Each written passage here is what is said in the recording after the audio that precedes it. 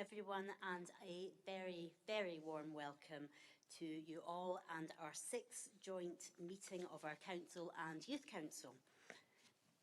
This meeting is being live streamed and will be made available on the Council website for public viewing. Could I remind councillors and youth councillors to follow the good practice guidance, which includes muting microphones and switching off your video when you're not addressing the meeting, writing S in the Teams chat function when you want to contribute rather than raising your hand, and if you're in your hall you can do this on your iPhone or iPad. For those in the room without access to Microsoft Teams chat, if you wish to speak, please catch the attention of Tracy Sonko, who is, Tracy, do you want to give a wave? Tracy's over here for everyone. And then please don't repeat contributions already made by other members. No material should be posted in the chat function if it is intended as part of the discussion. The usual standing orders apply, including that any votes will be undertaken by a roll call. If any member has to leave the meeting, please either leave the Teams meeting for that period or write leave in the Teams chat function and then join when you rejoin the meeting so we can keep a track of whether the meeting is quorate. All members should speak clearly and directly into the microphone when making contributions, and when referring to reports, please provide reference to the relevant page and paragraph to allow everyone to follow. Please focus contributions on areas where clarification is required or to propose an alternative to a recommendation. Members may notice that when calling members to speak, I will refer to them formally using their title, for example, Councillor Jones, so that it is clear who are councillors and who, by the process of elimination, are officers. Mark, could you please provide some of the housekeeping information for the venue here at the bridge for anyone who may be unfamiliar? Thanks, Convener, and good morning, members. So in terms of this morning, there's no fire alarm planned for the building. I've been assured by reception that it will be loud if we hear it. So if you start hearing a bell ringing continuously, that is the fire alarm, and the meeting point is outside next to the car park entrance. Toilets in the facilities are at both sides of the building that members can use, and there is also tea and coffee and water facilities in the foyer that members and youth councillors are welcome to use throughout this morning. Thank you, Mark. Members may also note on the screen that we do have interpreters, so for youth councillors and members, if I can just ask for you to speak slowly and clearly on that as well. So, to assist with the meeting, I think it would be helpful to do some introductions. So, up here at the top table, I am Councillor Katie Hagman. I am the convener of Dumfries and Galloway Council, and joining me over here is Councillor Stephen Thompson, who's the Deputy Convener of Dumfries and Galloway Council and Council Leader. I'll pass over to my right now. I'm Teo Callamack, Chair of the Youth Council, and joining me is Maddox Champion Macpherson, Vice Chair of the Youth Council. And alongside us at the far right or left at the table is Dawn Roberts, who is our Chief Executive, and to my left is Nick Evans, who is our Democratic Services Manager, and we have Mark Malloy, who is the Service Manager for Young People. So this meeting is being co-chaired by the Youth Council Chair, Theo, and myself. And before we go on to the main agenda, we do have some excellent achievements to celebrate. So first of all, as you will all be aware, the wonderful Dumfries and Galloway Youth Awards were held in November 2025. 26 finalists were selected from across Dumfries and Galloway and were recognised for their achievements across key categories, including change-making, sport, equality, young enterprise and business, and culture, arts and entertainment. The young finalists were shortlisted from over 100 nominations, with the final category winners announced on the night. And these included Connor Armitage, a young volunteer who walked away with the unsung hero who demonstrated his commitment to his community through his role as a Police Scotland youth volunteer and through his volunteer efforts at a local care home. There was also Guild of Gaming, a group who started out from scratch, aiming to provide a fun, inclusive place for young people to get together and play board games.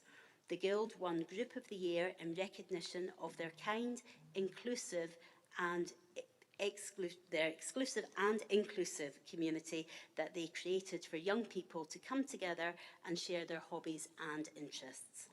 And we also had the Stranraer Pantry Project, who took away the Equality and Diversity Award for having been set up by young leaders from across Stranraer. For many facing food poverty, the Pantry Project has provided vital support at a time of real need. By offering free food, household items and hygiene products, the Youth Pantry has lifted pressure from households struggling with the rising cost of living and given young people a choice, dignity and security. Secondly, David Bleasdale and Paul Chisholm were recognised as individuals who have made an outstanding contribution to young people in Dumfries and Galloway. Dave and Paul have dedicated their lives and careers to working with young people, and to celebrate their continued commitment and unwavering support, they received the Lifetime Achievement Award for their service. And finally, congratulations to all of you here, our new Youth Council membership, who were elected in 2025. Thousands of young people headed to the polls in November to have their say on their next local, regional and national representatives, and we're delighted to welcome you all to this memberships and the first joint meeting today. So congratulations. I hope you enjoy your experience, and I would just say grasp hold of all the opportunities that are going to come your way and just enjoy. So, the reports that we've got today that are on the agenda are testament to the hard work of all the past and present youth councillors. I think it's fair to say that leadership and expressing the voice of young people has been particularly important over this last year. So your role has been crucial. When we come to item 7 on the agenda, this will require members to break into committee-themed discussion groups. We'll have education skills and community wellbeing themed discussions, and that will convene in FG09, which is on the ground floor, although we will recap this at the end as well. We'll also have the economy and infrastructure themed discussions, which will be convened in G31. And we've got the enabling and customer service themes discussions, which will be held online as a hybrid meeting via Microsoft Teams, and it will remain in this room. So these sessions are going to be facilitated by youth development workers or youth issue workers from across our youth work service, and will be overseen by the relevant director. Could I now invite the chair of the Youth Council, Theo, to say a few words. Theo. Good morning, everyone. My name is Theo Kalmak. I'm the Ward Youth Councillor on Dumfries and Galloway Youth Council that represents Locker. This month, I was honoured to be elected as the chairperson of our organisation. I've put myself forward for election as I believe that young people's voices should be at the centre of decisions affecting us, and it is our duty to ensure we speak up and promote young people's ideas. I want to share my appreciation for all of the councillors, both in the room and online, and recognise all of the dedication, passion and hard work they put in to make a real difference in our community. I'm delighted to welcome you to the 6th annual meeting between our two organisations. Over 65% of the Youth Council members have been newly elected in December last year, and since then we've been reflecting on our goals and the work undertaken over the last 2 years. Today I'm particularly looking forward to collaborating with elected members and Youth Council members to develop shared actions that will shape the year ahead. For many of the members around the room and online, this is your first experience of a joint meeting. The goal is to speak up about the issues currently impacting young people in our region and work together to create solutions and actions that will have a positive impact. I ask that all participants in today's meeting get involved in discussions, and I truly hope we can all walk away proud of the contribution we have made on behalf of young people throughout Dumfries and Galloway. And with that, I'd like to hand back over to the convener to continue with the meeting. Thank you. Thank you, Theo. Today I'm a co-convener, not a convener. We'll just say that because this is very much a joint meeting between us all, but thank you. So moving on to our tabled agenda for today, the first item is the Cedern and apologies for Dumfries and Galloway Council. So Nick, can you provide the Cedern and any apologies for Dumfries and Galloway Council members, please? Thank you, co-convener. We have 36 members present in total, 20 here at the bridge, 16 present on MS Teams. We've received apologies from councillors Brodie and Marshall. Not present at the start of the meeting are councillors Doogie Campbell, Karen Crothers and Kim Lowe. Thank you, co-convener. Number 2 is the Cedrant and apologies for the Youth Council. Mark, can you please provide the Cedrant and any apologies, please, for Dumfries and Galloway Youth Council members? Thank you. So we've got 23 youth councillors present with 2 online, so 21 in the hall, and we've got apologies from 4 youth councillors today. Thank you, Mark. So item 3 is declarations of interest for Dumfries and Galloway Council. Do any council members have a declaration of interest they wish to make? I'm not seeing anyone. Thank you very much. Number 4 is the declarations of interest for the Youth Council. Do any Youth Council members have a declaration of interest they wish to make?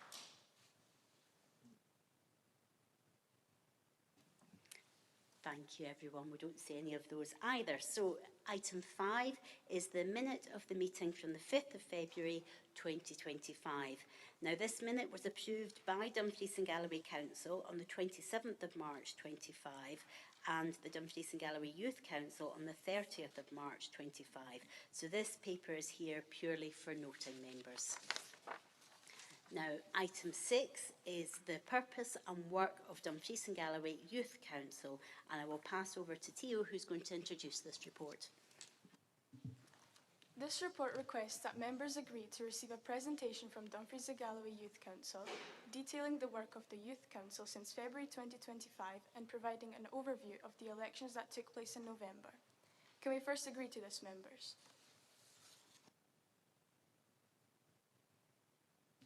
So I will hand over to the 3 youth councillors who will introduce themselves. Hello, I'm Zenya Iden. This is Luke Graham and Beth. Right. I'm one of the Mid and Upper Nithsdale Ward Youth Councillors. I would like to start by running through some of the key figures for the Youth Council. Established in 2019, the Youth Council is now in its 4th term. It has been 10 weeks since the 2025-2027 election results were announced. Over the last 7 years, there has been 125 Youth Council members elected to represent their communities. Over 11,000 young people have voted in the youth election. There are over 100 miles between our memberships from the east and to the west. There has been 80 regional and locality youth council meetings. The total number of volunteering hours contributed by the youth council members is 29,100 volunteering hours. Over the years, over 11,200 young people have participated in youth-led consultation workshops, focus groups and surveys. The Youth Council has helped secure or been on funding panels to distribute £700,000 to local communities and youth-led projects throughout Dumfries and Galloway. Within the Council's youth participation and engagement strategy, that is running until 2027, Dumfries and Galloway Council has made 4 clear commitments to young people. 1. Ensure that young people have the skills, abilities and confidence to speak out. 2. To talk with, listen to and value young people. 3. To make sure that young people have the opportunities and are given choices to actively and meaningfully get involved in the decisions that affect their lives. 4. To act on views of young people by reviewing and changing services as required.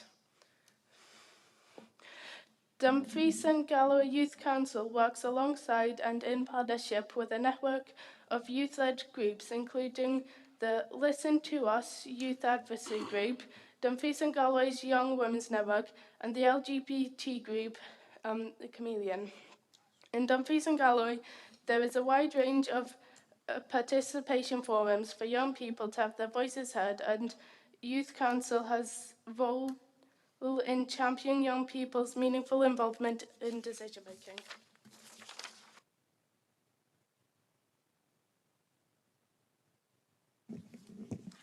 Thank you. Hi everyone, I'm Luke Graham and I'm Youth Councillor for Annandale East and Eskdale. To refresh everyone's memory, the Dumfries and Galloway Youth Council was established in 2019 and is the largest youth-led organisation in the region for young people who want to make change. Every 2 years, sign-ups open for young people aged 12 to 25 to put themselves forward to be local, regional or national representatives known as youth councillors and members of the Scottish Youth Parliament. The Youth Council has 36 representatives on it. There are 2 youth councillors for each of the region's 12 ward areas. There are 2 members of the Scottish Youth Parliament for each of the region's Scottish parliamentary constituencies. And there are 8 youth councillors who each represent a different minority identity. These being LGBT youth, care experienced young people, young carers and young people with additional support needs and disabilities, New Scots, young parents, young people from ethnic minority backgrounds, and Gypsy traveller young people. In November and December 2025, almost all positions on Youth Council were filled, with 62 candidates standing for election and over 2,800 votes cast. Over the past year, the Youth Council has been involved in the following projects. In the distribution of funding through the Summer of Play Fund and the Poverty Inequalities funding through area committees. Created the Young People's tab on the Cost of Living website, supported young people to have their voices heard through council budget consultations, delivered workshops to third sector partners on child poverty and youth participation. A local member of the Scottish Youth Parliament was elected to represent South Scotland at the UK Youth Parliament, travelling to Westminster to debate in the House of Commons. Contributed to the Through Young Eyes child poverty film, including the launch events, development of the toolkit and presentation to the Health Secretary. Volunteered over the Youth Beats 2024 and 2025 event weekend. Local campaigns on bullying, mental health and exam stress. Hosting the first youth-led event in partnership with the Royal Society of Edinburgh, with Scotland's party leaders helping young people to make sense of politics. Observers representing young people were appointed to the Swestrans Board. Running consultations and engagement with young people about key issues in their community, including the school week, youth services and street lighting in Annandale and Eskdale and Wigtonshire. And finally, producing a statement with the Community Planner Partnership Board calling on the Scottish Parliament to change legislation on vaping and to introduce an age restriction on snus. Thank you. Thank you, Xenia and Luke. Hi, I'm Beth and I'm the Youth Councillor representing young people with additional support needs and disabilities. In terms of where we are now, all the roles of the Youth Council are 3 hours per week and they are voluntary for young people aged 12 to 25. Being on the Youth Council is about representing young people, identifying what's working and what could be better, and working alongside decision makers to bring about positive changes. The types of issues that the youth councillors are all about include children's rights, mental health and well-being, transport and sustainability, education and more. Over the last month, we've been taking part in the Youth Council orientation, where we have agreed some fundamentals for how the organisation will run and got to know one another. Moving ahead, we'll be meeting twice a month in our locality areas and once a month as a regional group. In the next month, we'll be carrying out a large-scale consultation with young people about the use of AI and mobile phones in secondary schools throughout Dumfries and Galloway, following a motion put forward by Youth Councillor Luke Graham. After this, we will be out and about speaking with young people to develop our new ward and nominated action plans that focus on the local or regional actions young people want us to progress over our term. We will be involved in the joint meeting with the NHS Board next month, where we will be taking part workshops that look at young people's experiences on health services and information. We will also be looking at options to run a hustings event for candidates standing for the election on the 7th of May. Whilst this is the first meeting for many of us, today marks the 6th joint meeting between Dumfries and Galloway Council and Youth Council. The purpose of the joint meetings is to bring together young people and local decision makers to have discussions and agree to progress some key actions that would benefit young people throughout the region. Today we will get the opportunity to consider the progress made against the Shared Action Plan created in February 2025 and participate in workshops themed around 3 council committees and put forward an action plan for the year ahead. Thank you. Thank you so much for your presentations, Enya, Luke and Beth. I think we can all agree that the Youth Council has done a huge amount this last year, and it's really exciting to see that you've got lots planned for the year ahead. So I shall open up the floor to members, both in Youth Council and the Regional Council. So if anybody's got any questions, please either raise your hand or write speak in the chat function. Councillor Dashper. Thank you for your presentations, everyone. It's good to see a lot of the positive work that's going on within our youth services and the Youth Council. My question is 3 hours per week for a youth councillor. If you're having to travel across the region, how does travel time fit into that, do you feel? Thank you. I don't know who wants to come in and answer those questions. I'll just see, is that yourself, Luke? The microphone's coming to you. Thank you, Co-Convener. Thank you, Councillor Dashper. I think the 3 hours is just sort of a rough guidance.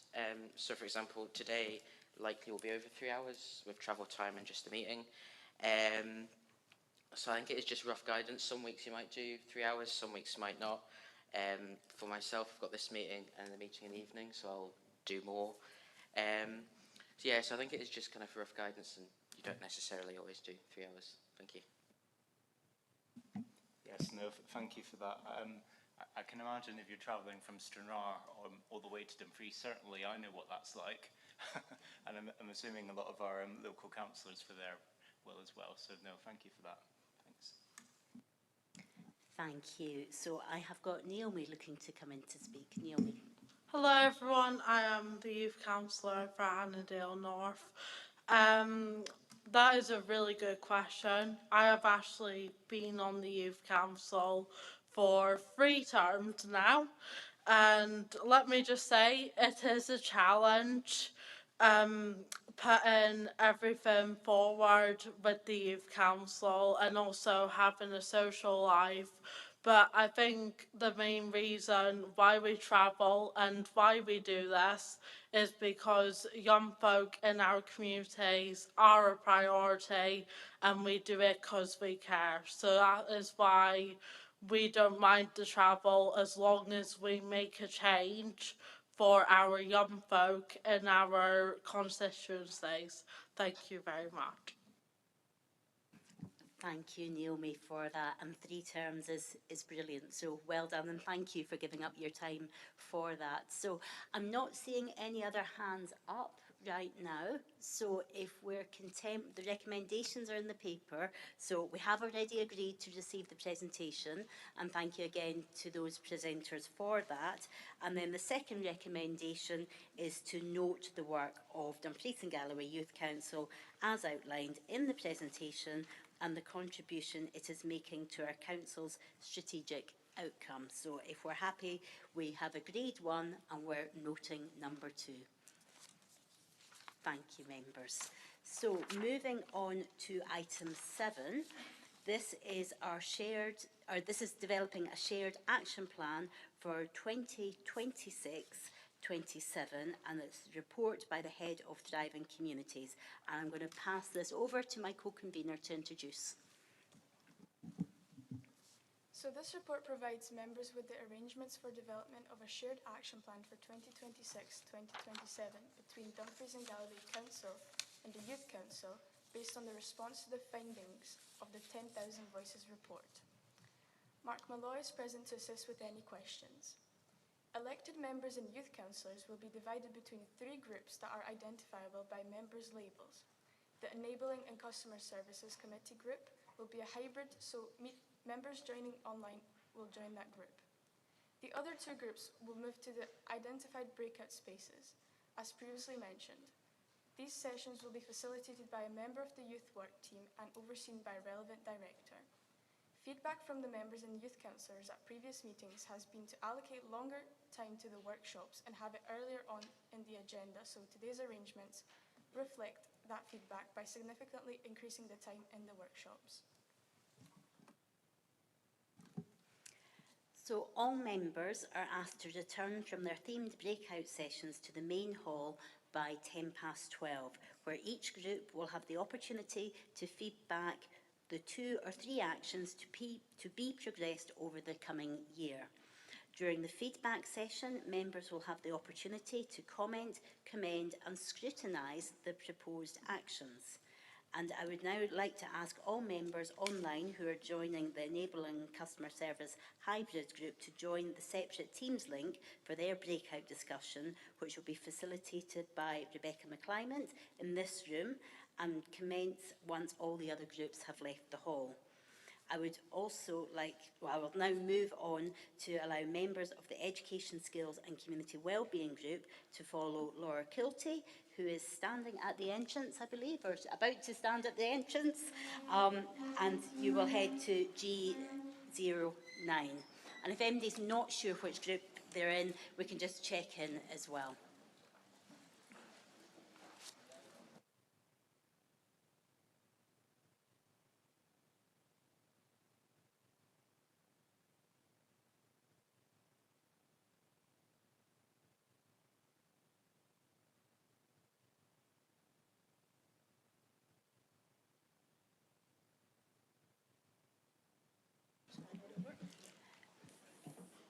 Thank you, members. So I would now like to ask the members of the Economy and Infrastructure Group to follow Laura Asher, who is standing at the door over there, and you will be going to room G31.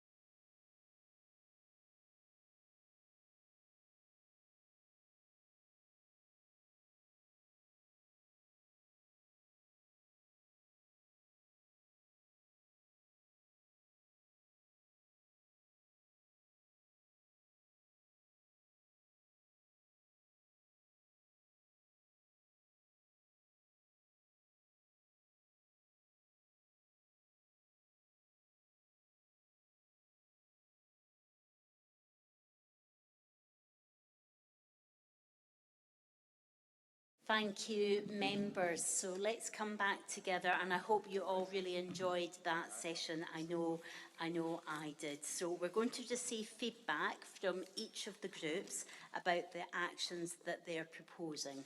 So we will start with the Enabling and Customer Services group to feedback. So I'll invite the volunteers. Max, is your hand up? Yeah, thank you, co-convener. So we brought away 3 actions. So our first one was to explore opportunities for young people for employment within Dumfries and Galloway Council. So it's basically to extend the council's social media presence. So apprenticeships within social media and the comms team, just to kind of share more information in regards to young people.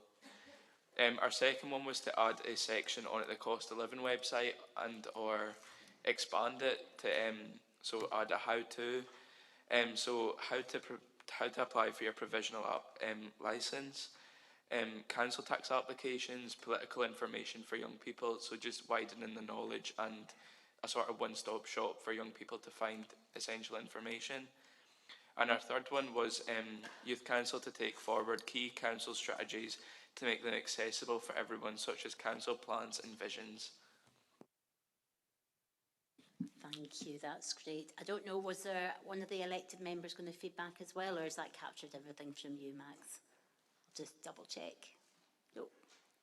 Yeah, I think that's got everything. Perfect, great. Okay, so I'll now turn to the Education, Skills and Community Wellbeing group, and if somebody wants to come in on that one, go for it. Good morning. So we came out with 3 actions. So the first one is create a working group to look at the issue that have been resulted in secondary school toilets being locked and develop actions to ensure that the toilets can be reopened and accessible to everyone. The second one is the rollout of the MVP programme in schools to explore options for junior education and also to link with partnerships such as Domestic Abuse and Violence Partnership, YouthWorks and Lifelong Learning. And our final and third one is campaign for more training and awareness raising for all school staff on ASN and disabilities, supporting young people with ASN to speak out about issues in school and invest in resources and look for better communication. Thank you for those. And then finally, I will turn to the Economy and Infrastructure group for the feedback on that one. Thanks. Naomi. Thank you, co-convener. So with economy and infrastructure, our actions are public transport, improve transport links within the region, including in providing connectivity in rural areas and provide in-person opportunities in each locality to contribute and be heard in the bus review. The next one is explore lighting around public spaces to improve safety and accessibility as part of active travel network. And the last one is for youth council and school catering team to meet and hear young people's view on allergens, dietary requirements and suitability of school meals. Thank you. Thank you for that. So this is about developing our shared action plan, and I will open it up for everybody to make their contributions, but I'll just turn to Mark to provide just a summary of those actions for us, and then we'll open it up for debate. So if anybody's got any questions or additional comments, just pop your hand up and let's hear those before we go to the recommendations. Mark.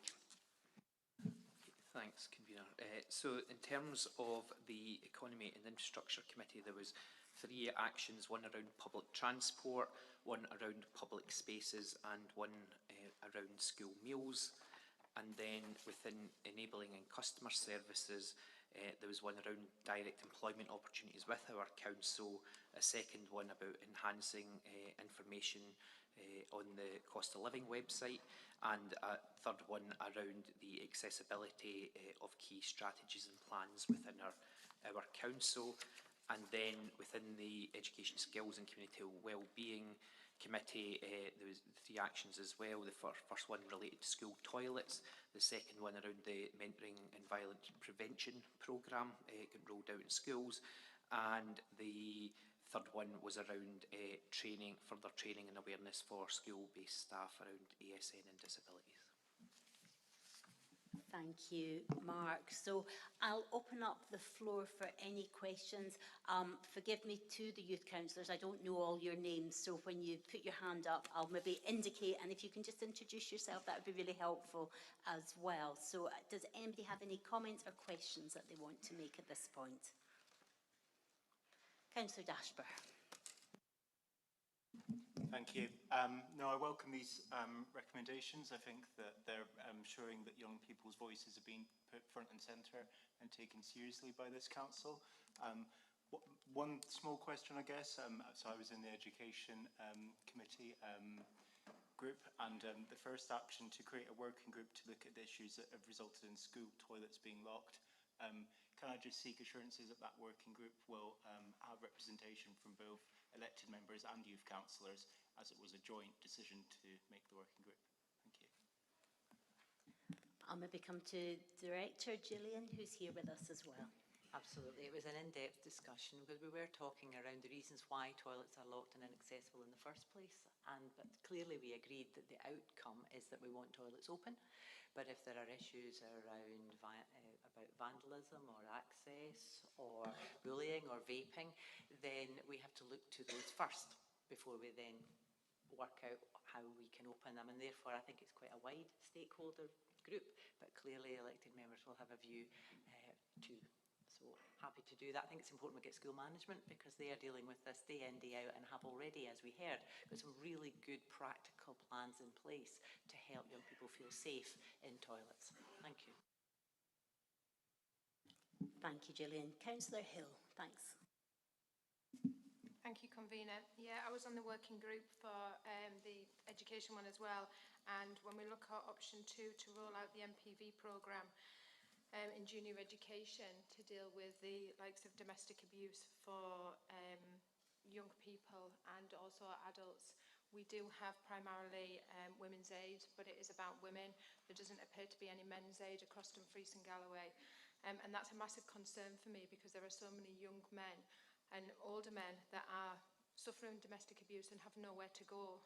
So we looked at this, and I think it would be an idea of elected members to have a look, and also the council, of how we could potentially find some money to employ some more youth workers who are qualified to do the mental health rollout, and have them working not only school term but also during the holiday term, so that people can access this support, because there doesn't seem to be the support for young people out with school. So if they're at college, they can go to the college, but I think youth work plays a huge role within this. And so for me, it would be an ask to elected members to see if we can find some money somewhere to put more youth workers who are mental health trained to help support this action, please. Thank you. Thank you, Councillor Hill. Obviously we've got Gillian here, I've also got Mark here, who leads youth services. Mark, is there any comments you want to make just on that one? Thanks, Convener. Thanks, Councillor Hill. I think at the moment within the Youth Work Service we are doing a service redesign project that's involving our staff, so there's a full review of what we're delivering, because our council set its priorities, members will recall, 2 years ago for our Youth Work Service, and just around our direct delivery to make sure it's sustainable within the resources that we've got, and certainly I'll take away to make sure that this action is taken forward as part of that redesign project. So I think it's the right time to be able to look at it, and we'll consider it as part of that. Thank you, Mark. So I've got Councillor Campbell next. Thank you very much, Convener. Yeah, no surprising I was in the group about transport. But yeah, we had a really good discussion about transport, but what particularly came out of that for me was we talked about driver availability, particularly young drivers, for example. And we also talked about maintaining green spaces and who could do that. That kind of led on to a work experience discussion that we had when it came to schools, for example, that kind of work experience. I mean, that would probably lead into some of those issues that was raised at that point. But I mean, that would then take forward sort of other work experience, whether it's through social work or other mediums in that. So I just wanted to sort of make that comment.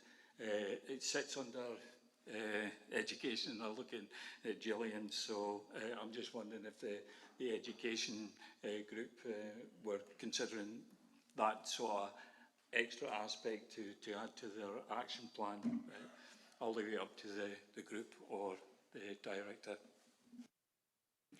Thank you, Councillor Campbell. Gillian, I'll let you come in and respond, please. Thank you. Certainly the priorities that the group identified, there were many priorities, and some of them, as our colleagues identified, would be taken through anyway, through normal service provision rather than just through this. But it was around work experience, it's about further education opportunities, we are the region's largest employer, we should, and I know that we continue to work, and I believe James is on the call today, provide work experience for our young people because they are our future workforce. So I think this is, while not within our work streams, Youth Council, Joint Full Council priorities, it is a priority for me and to ensure that our council provide good work experience opportunities for all our young people leaving schools, because we need them. We need our future workforce. Thank you. I'll maybe just take advantage and ask a supplementary question on that one. Is this part of the local employability partnership that they can look specifically at youth opportunities? Because I'm aware that sits within your directorate as well, Gillian. Yes, it is. So obviously the partnership have, and we often expect work experience from many of our private and public sector partners, but to be frank, we're not great at it ourselves as an organisation, and I know that that is why our organisational development and HR team are really keen to work with us. There are a lot of practicalities about work experience, you know, but we should be better at it, and I want to commit to ensure that our schools do what they need to do. They need to be flexible, they need to complete the risk assessments, etc., to make sure that we can provide as much work experience as a council as possible. Thank you for that. I've got Councillor Drysdale coming, or James, were you wanting to come in on that? I'll come to yourself and then Councillor Drysdale. I can, through yourself, Joint Convener. Absolutely, just sort of mirroring what Gillian had mentioned there. As part of the actions, and obviously the next item on the agenda is looking back at some of the actions that were in place from the last time.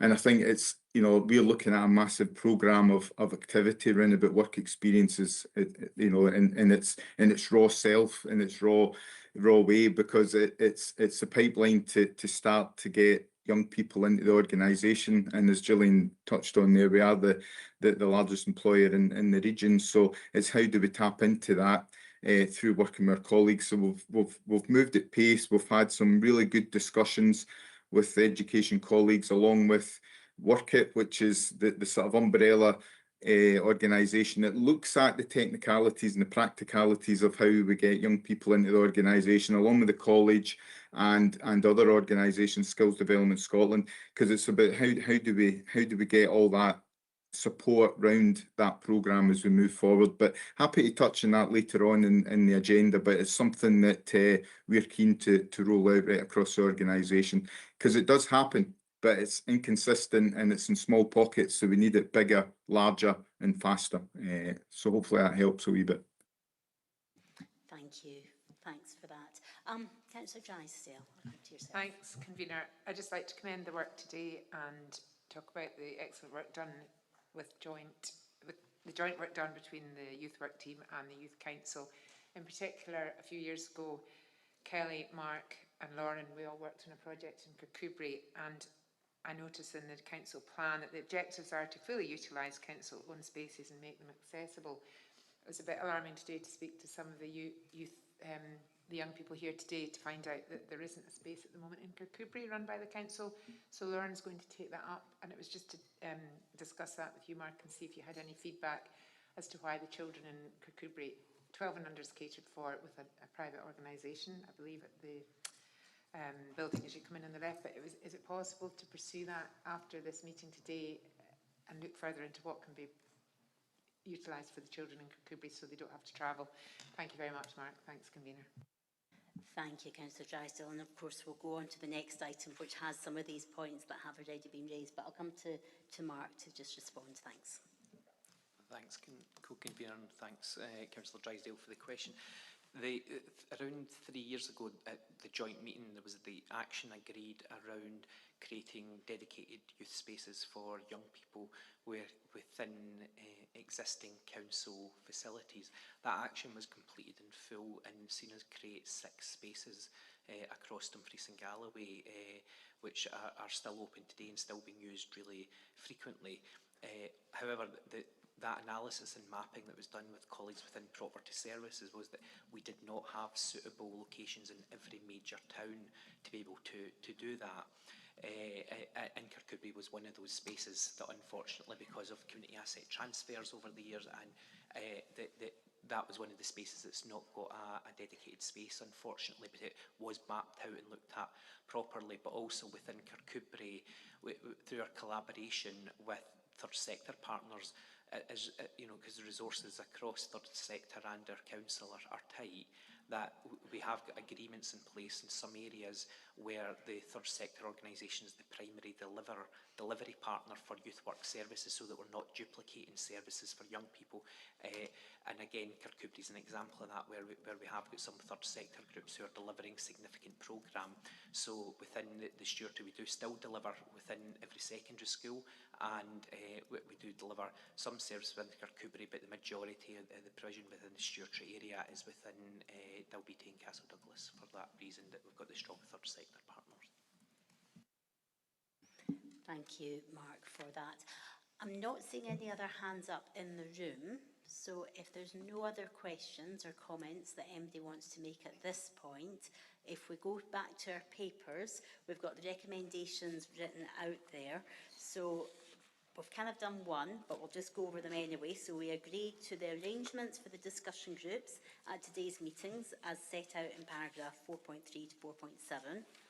We're being asked to agree the actions to be in the shared action plan as proposed in paragraph 4.7, and agree that these actions are included within service plans for 26-27, and a final progress report is submitted to the next annual joint council meeting as referenced in paragraph 4.8 to 4.11. So are we all content to agree those recommendations? Yep, thank you everyone. So we will move on to item 8. And item 8 is the final progress report on the joint action plan for 25-26. And the purpose of this report is to provide a comprehensive final update on the shared action plan for Dumfries and Galloway Council and Dumfries and Galloway Youth Council for 2025-26 for members to scrutinise the progress and agree any continuing activity. So I'll do also have directors and representation from each. I'll just introduce everybody just so everybody knows who they are, but we've got Lisa, who, those of you in the enabling customer service, economy and infrastructure, apologies. We've got Gillian Bryson, who is from the education and community wellbeing, and we've got Vlad, who's representing enabling and customer services. So if there's any questions or comments, if you just raise your hand. I've got Luke, first of all, up in the corner there with your hand up, so I'll come to you first, Luke. Thank you, co-convener.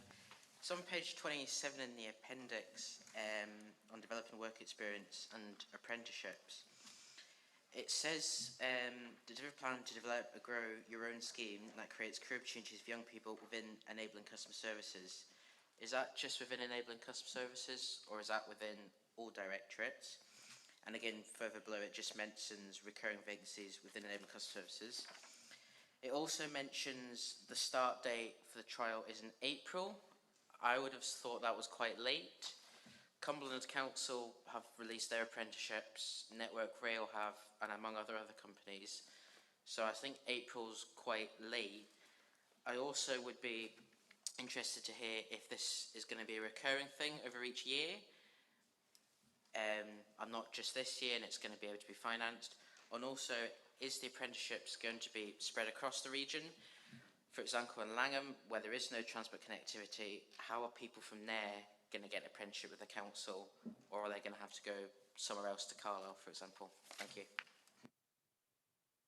Thank you, Luke. So there's 4 questions there, I think, in terms of, is it all directorates, the April start date, is it a rolling programme, and is it across the region? So I'll turn to, I think, is it Vlad who's coming in, and I've got James McDowell as well.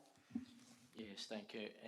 I'll probably pass the baton on to James, who's leading on this, and is probably better pleased to speak on that. Perfect, thank you. James, do come in, please. Yeah, through yourself, co-convener, absolutely happy to do so. So to answer the first question there, absolutely, it'll be across all directorates within the council. We're looking at enabling in our customer services directorate first, to test it, to pilot it, to go through what will then be able to be rolled out in a consistent fashion throughout the council. So again, it's bringing a core group together as well. So we had a session with enabling and customer services managers, but we had a core group that attended that from employability, youth services, education and finance. And again, it's about then rolling that out across the other 3. You know, in some of the areas we looked at in particular was, you know, the work experience. It's been mentioned quite a bit today. So how do we then attract? So with our education colleagues, how do we then utilise that and introduce that programme as we said as we move forward? So that's something we're looking at for enabling the customer to start with, but then that can be used, tweaked as we go forward. Again, what does it look like time within there as well? So, but it is for all directorates. April, I think this isn't a sort of start date. This is a continuation for me. This is about us working with services, utilising their budgets the best way to enable young people into the organisation, enable apprenticeships, enable through the current funding that's available there, the current budget, because there's no identified budget for modern apprenticeships or apprenticeships as such. So, but it's about how do we best use budgets within the services to bring people within from school age right up. You know, graduate apprenticeships can be various ages. So how can we bring people into the organisation? But obviously the focus is on young people. So rolling, hopefully I've answered that. It's a rolling programme for me. This isn't a one and done, as it were. This is a continuation, and it's something we'll endeavour to do every time. You know, the onus for me is, you know, the challenge is I think we need services to look at every vacancy in a different way. You know, grow your own for me is about, as it says, growing our own. So let's look at a vacancy, every vacancy in a different way, and can we bring in an apprentice, a trainee at that, rather than just going out and recruiting like for like as we've done in the past. And yes, the last question, absolutely, it is across all the region, depending on when those posts and where those posts come up. It is across the region. So hopefully that answers some of the questions. Thank you. Luke, were you wanting to come back? Thanks. Yeah, thank you. You mentioned that after enabling customer services, it will go to all directorates. When's a timescale for that, please? Thank you. As soon as possible after that, to answer that question. We've got meetings set up with the other directorates. So again, it's just continuing it, keeping it at pace, not stopping. There'll not be a gap. It'll just be continue to move forward on that basis. It was quite a good meeting we had with all those that were present. And I think we need to continue that momentum now as we move forward. We've also just to kind of say as well, we've also met with the college. So again, it's about tapping into that collaboration and partnership, working with the college. They're offering free apprenticeships, so again, how do we tap into that, as an organisation? So there's been meetings over the last week or so with the college around about that. I've got a meeting, I've reached out and spoken to Skills Development Scotland. So again, it's about getting the funding for development. So we've got that in the pathway as well. We're attending Dumfries High School next week, next Friday. So they have a careers event. So again, it's about going out and asking as well what their young people, what are they looking for with regards to some of this work experience. I think it's great. I started as an apprentice, but that was back in 1986 when I started as an apprentice. So things have changed since then. So I think we go out and get the views of the others and young people within that high school environment that can shape it as well and provide the feedback that we need. And as I touched on earlier, the work experience aspect of it, I think that's something with Alison Chambers that we're working closely on through the system. It is basically called Work It, and again, it's about providing opportunities.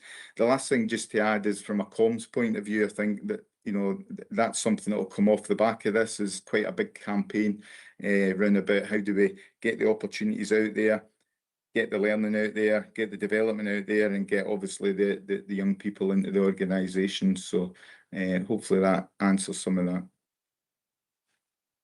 Thank you for that, James, and thank you, Luke, for your questions. So I've got a number of speakers looking to come in. So I've got Max, and then I'm going to come to Councillor Lowe, then I've got Louise, and then Councillor Jameson in that order. So I'll come to yourself next, Max. Thank you, co-convener. So it's just a wee question. I don't know who could answer this, but I'm referring to the library posts who were just put up, the customer service assistants. So just a wee question, and how well were they applied for, and how were they advertised to young people? Just that's the question. Thank you. Is that yourself again, James, on that one? I can come in that, yeah, absolutely. So they were well applied for. I've just got an email here actually that can kind of hopefully help with that. Good numbers right across the region as well, which is good. So that's a customer assistant post. So obviously we're in the process of going through that, but there was 30 in Stranraer, 18 Newton Stewart, Castle Douglas 31, Dumfries area 50, and Annandale and Estill area 22. So again, there's quite a broad range right across the region, but good numbers of applicants that are looking. It would be advertised using our normal process with My Job Scotland with regards to that. Hopefully that helps. Thank you. I'm seeing nods in the room, so thank you for that. Councillor Lowe online, I'll come to you, please. Yeah, thank you, convener. So on page 29, in the box, it says that the evidence regarding the anti-bullying policy within schools has been reviewed and reported to the elected members who requested it. That's myself and Councillor Jameson. The next step is to develop an action plan. Surely, if we've got that information sitting there, that should now be available to all elected members, and you know, just the actual, what's come back from the school, so they can actually start to see the responses rather than just myself and Councillor Jameson, because there may well be some helpful comments that come back from everybody to address the action plan. I'll come to Gillian for the answer, please. Thank you. So as we know, all our schools do have Respect Me policies. They've been working with Respect Me for 2 years. We had quite a very useful debate at this meeting last year around clearly this work is never done, but this action was related to a particular piece of work regarding review of all of our anti-bullying policies, and I can absolutely get that information shared with all members. I mean, our Respect Me policies in all our schools expect our schools to create a culture that promotes respect, values opinions, celebrates difference and encourages positive relationships, making it harder for bullying to thrive. And all our schools take that forward in slightly different ways with different expectations depending on the needs of the school community. So there is a broad framework, an expectation that all schools will have a policy that follows that ambition, but they might look and feel slightly different in each schools, and we certainly can have that information shared, and it should be what I'm saying here should be recognisable for the young people in the room, that they should know, and if they don't and want to hear about it, that they should know that there's a Respect Me or an anti-bullying policy in their school. Thank you. Thank you for that response. I'll just confirm you're sharing with all members, including youth members as well. Absolutely. Perfect, thank you. And I think if there's any youth council members in the room that do want to come back on that, pop your hand up and we'll come to you in a moment or two. So thank you for that. Thank you, Councillor Lowe. Were you wanting to come back yourself? Yeah, can I just say, yeah, I'd welcome that. I mean, I would imagine it's a piece of work that would be really fantastic for the Youth Council to actually look at, because they're going to be in the middle of that experience, some of them, and actually to see what some of the different results are between parents and what the staff are thinking and what the young people are thinking. So absolutely, if everybody gets it and that gives opportunity for discussion, I really welcome that. Thank you. Before I move on, because there's a couple of young people in the room that have shot their hands up on that. I've got Naomi and I've got Max. So Naomi, I'll come to you first and then I'll come to yourself, Max, just on those specific points.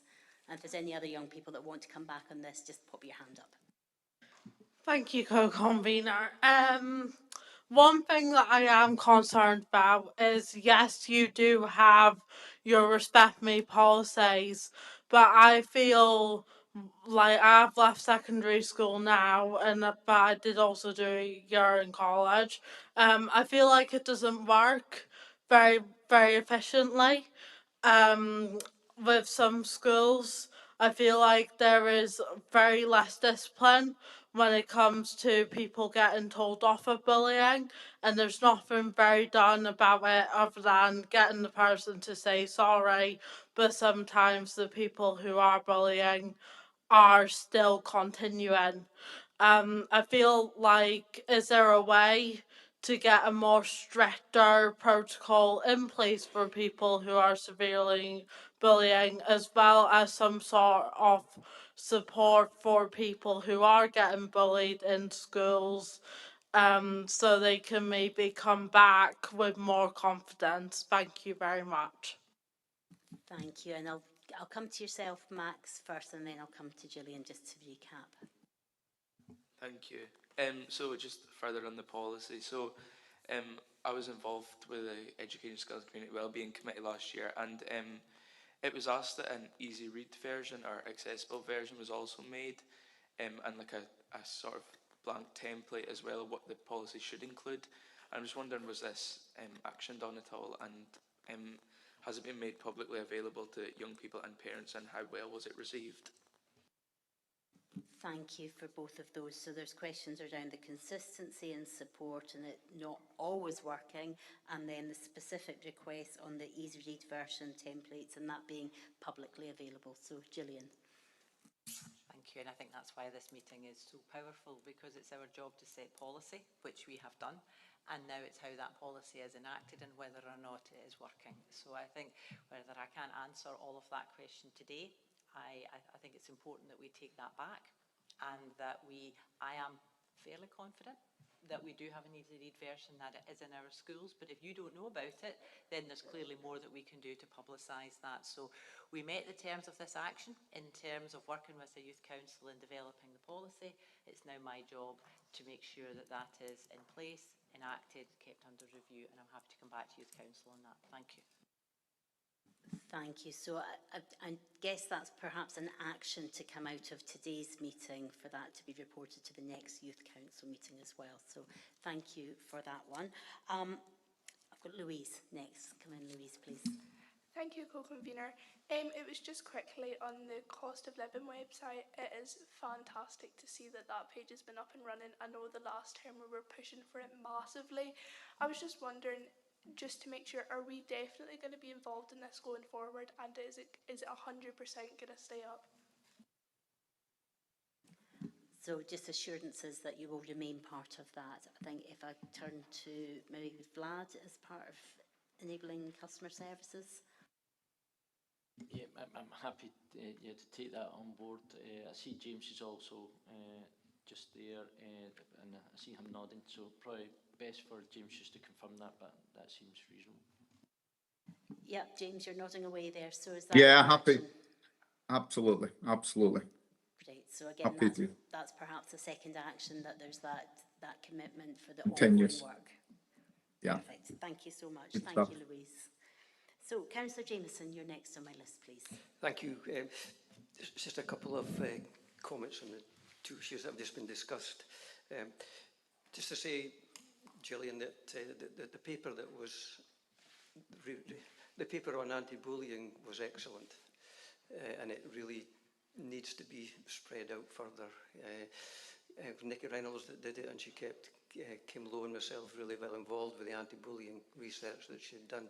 And I want to emphasise also that it was very objective, and it did consider the problems that the bully has as well as the bullied. So it was a very extensive objective paper, and I still get, even last night I was approached by a grandmother whose grandson is out of school just now. He's a clever lad, he's been bullied but he can't get into school. So the issue's there, and I know we've got to address it, but I think we need to take forward the recommendations and learnings from Nikki's paper, and actually, if you like, make the schools accountable. We have a bullying policy, and it's not just something that's written on a bit of paper. We actually action it, we're testing it, and we're looking at all sides of it, including parents, staff, etc. So I commend the work that's been done, and let's hope we can take it further forward to get tangible actions. The second one, if I might indulge you, is on the apprenticeships.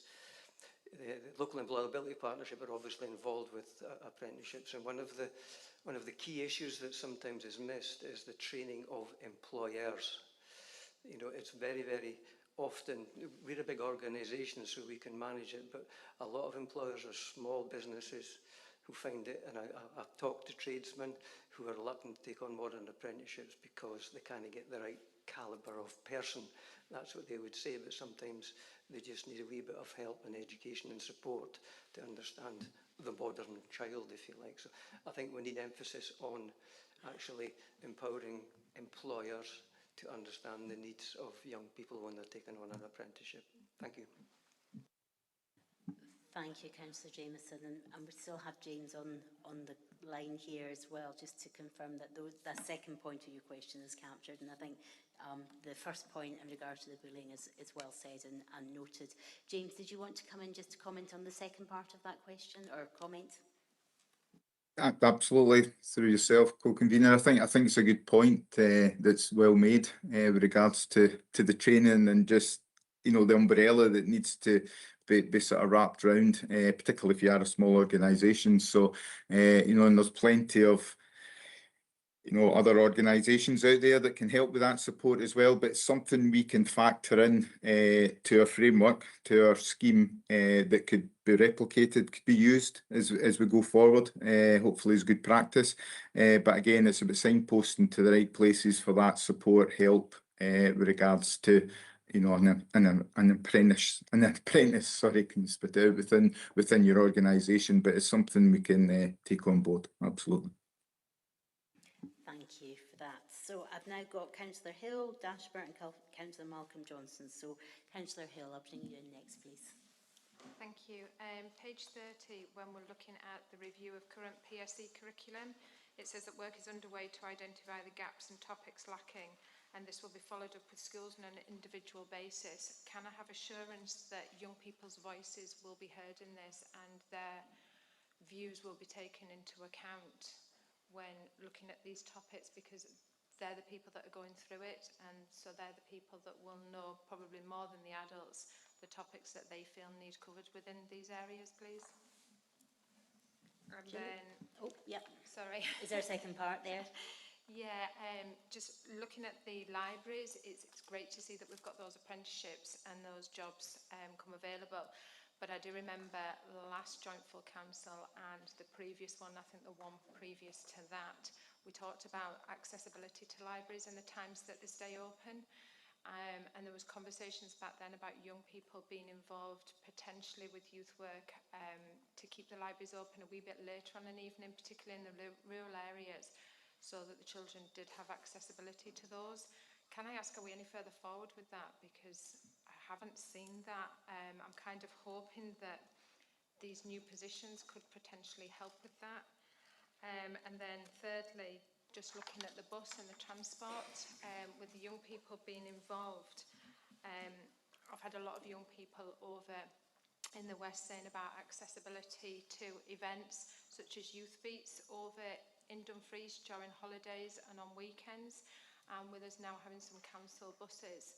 I think it would be a good idea to sort of like be looking at how we can ferry some of the young people over from the West to some of these events on weekends using some of our council services. Thank you. Thank you. So the three questions there. I'll come to Gillian first on hopefully the first two, and then perhaps Lisa in terms of the transport. Thank you. Thank you. I certainly can take the first one, which is on the PSE curriculum. And I think it's really important that the curriculum responds to the needs of the children in that community, children and young people in that community, so it should be kept under review. There is national guidance around what is included in the health and wellbeing curriculum in PSE in our Scottish schools, but that should be personalised. So I can certainly take that back. We've got a head teacher meeting next week, and I'll take the actions from today's meeting with our head teachers and stress what we expect to see. I would suspect that it will, that the schools will be well aware, and they should be and will be well aware of the main issues that are facing their young people. Certainly they have emerged strongly from the discussion today, and I can already see some nods in the room. In terms of the library access, I'll hand that back to James and Vlad, but I do know that we're doing work on safe spaces and clearly looking at study spaces. We know we have warm study spaces in all of our schools that can be used. Now, I also hear from today that there are not enough of them, and that sometimes that people have to get the bus home and therefore they can't use them. So I think there are some practicalities around access, but in terms of specifically the library access, perhaps we could hand that to James. Thank you. James, I'll come to you, please. Yeah, through yourself, co-convener, absolutely. Can answer a bit of that, and I'll take some back if that's okay as well to Ailsa, who leads on this piece of work. As it says there, there's a significant piece of work happening with regards to public access, particularly around about that Wi-Fi access across the customer service centres. So that's something that's near completion. So that's something again that'll increase that ability to be able to access these areas. You know, I know Ailsa's team met with the Youth Council reps to discuss opportunities within both the customer service centres and libraries, and I think that needs to happen again probably at the end of that project for access, but also linking in probably with what Gillian was saying there with regards to those safe spaces, and just making sure it's across all sort of council buildings, as it were. We're looking at opportunities to be able to provide that. I think also it was touched on there about the staff coming in, particularly on the Saturdays and whatnot. And that's something again that could be looked at with regards to, once they're in place, what does that mean for the service with regards to extra support with round about those public areas. So again, that's something I'll take back. Thank you. Thank you, and I'll come to Lisa in terms of the third question. Thank you. I think Mark's going to initially come in, but happy to add if I need to. Thanks, co-convener. There is ongoing discussions with colleagues within transport services around availability of the school buses also in the evenings and at weekends to support our youth work delivery, where transport's a real challenge, and there's real positive discussion, a real willingness from colleagues within that team to try and make it work if possible. And we did do a pilot of it during the last school holidays as well, where it worked successfully. And in terms of the specific question, Councillor Hill, around the Youth Beats, is that there's a proportion of the budget for that allocated each year for community groups to be able to apply for transport costs, and that's particularly aimed at for young people from Annandale and Eskdale, Mid and Upper Nithsdale, Stewartry and Wigtonshire, to ensure that they're there. So we'll make sure that opportunity is promoted to members to share with their community groups.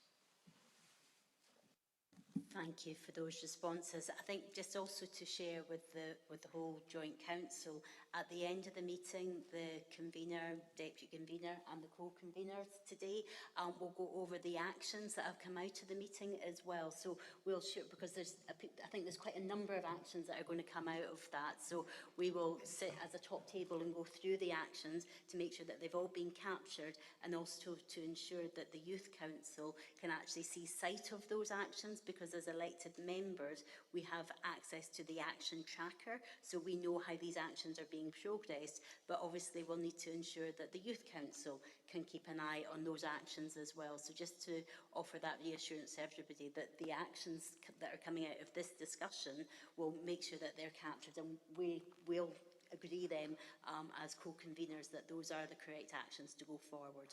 So I've got Councillor Dashburn next, then I've got Councillor Malcolm Johnson, and I've got Youth Councillor Matt coming in. So Councillor Dashburn, please.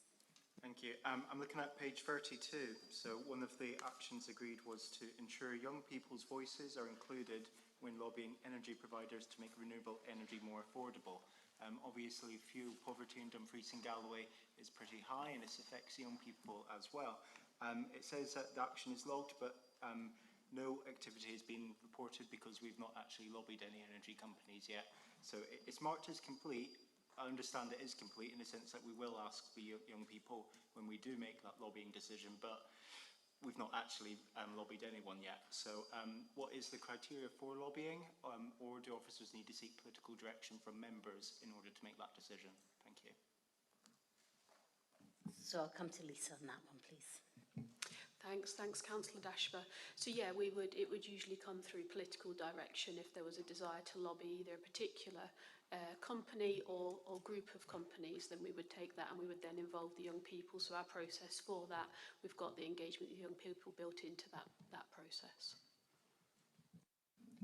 Thank you.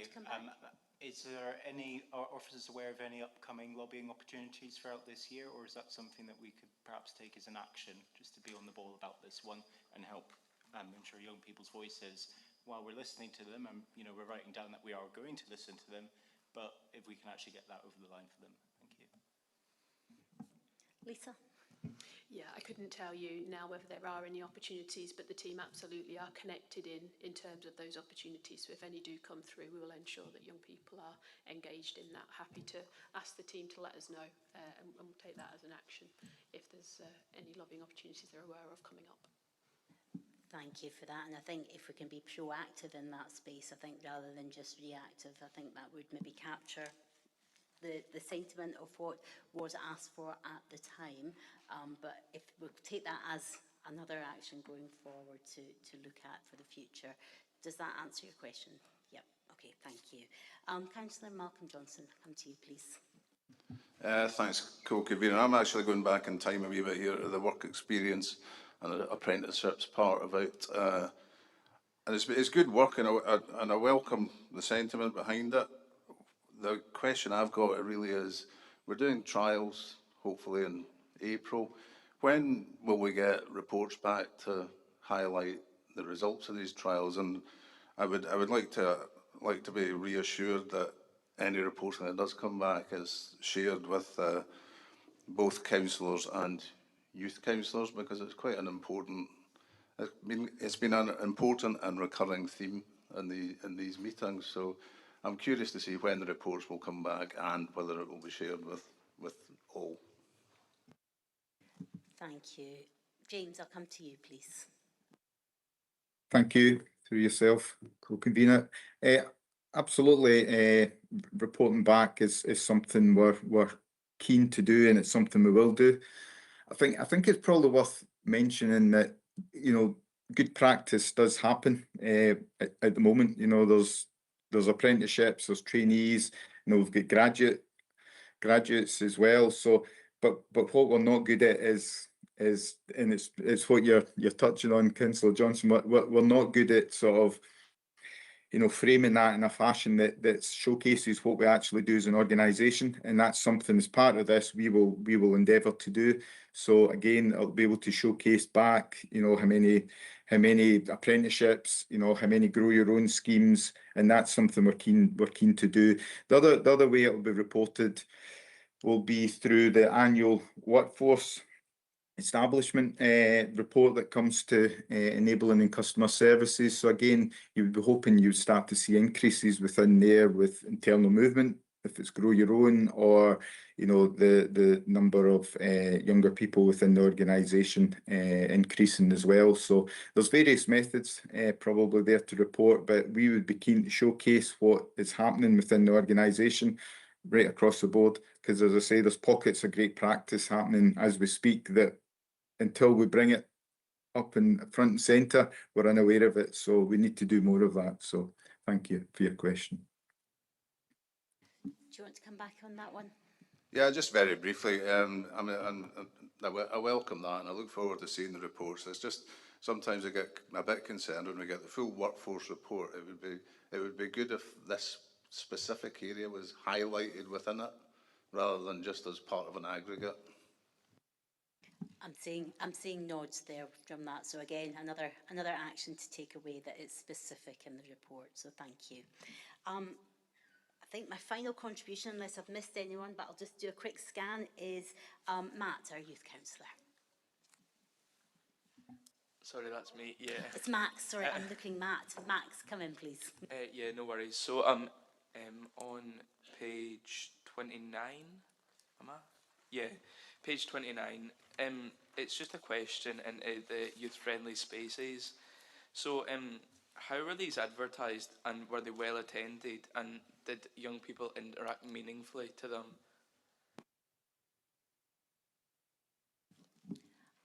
Just looking to see who's going to come in on that one. James, is that yourself again? It is. I can take that away as an action, if that's okay, through yourself, co-convener. It's not something I have to hand, but it's something we'll endeavour to find out and feedback. Thank you. And I've got Mark who's going to speak to that one as well. Mark. Thanks, co-conveners. Just to say that where the pilots took place for this, there was significant promotion within the schools and the youth groups that ran within those local communities. So because these centres are at the heart of communities, that the people wouldn't necessarily see the promotion, in Newton Stewart for a centre in Sanker, for example, but the promotion was done working with colleagues within that service, and it was, and also some of the local youth councillors were also involved in checking some of the promotional material and giving feedback on it to our council's graphics team. So it was done, and it has been promoted within the areas where it was delivered.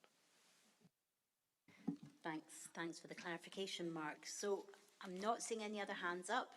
So if we turn to the papers, the recommendations on the papers are asking members to consider and scrutinise the final report on the shared action plan for Dumfries and Galloway Council and Dumfries and Galloway Youth Council as summarised in 4.1 and the detailed in the appendix. So are we happy to agree that we have both considered and scrutinised the final report?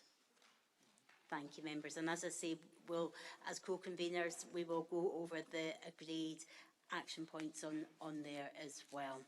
So turning to item 9, this is the Dumfries and Galloway Children's Services Plan, and I will pass over to Theo to introduce this one. So the purpose of this report is to seek agreement of the Dumfries and Galloway Children's Service Plan of 2026 to 2029.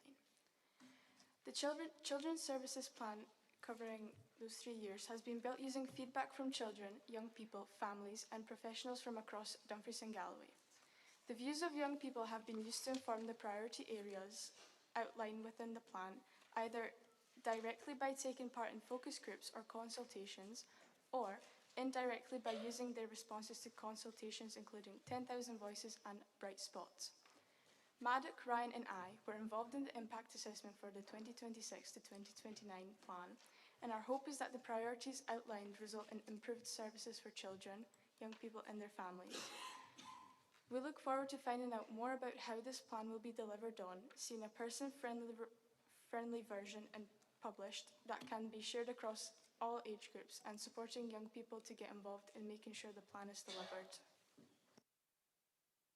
Thank you for that. So we have officers in the room today as well to answer any questions. So we'll open it up to debate for any comments or questions that members may have on the plan. And I'm just looking at my notes. We are being asked, and I will check with maybe Nick, who is our governance, that we are being asked to note and consider, but my understanding is we're also being asked to agree this as the joint council. So I'll just confirm with Nick if that's correct. That's correct, co-convener, yes.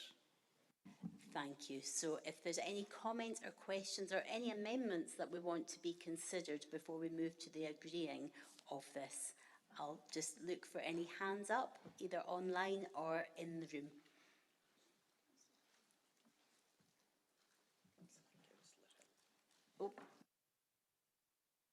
Councillor Hill, please.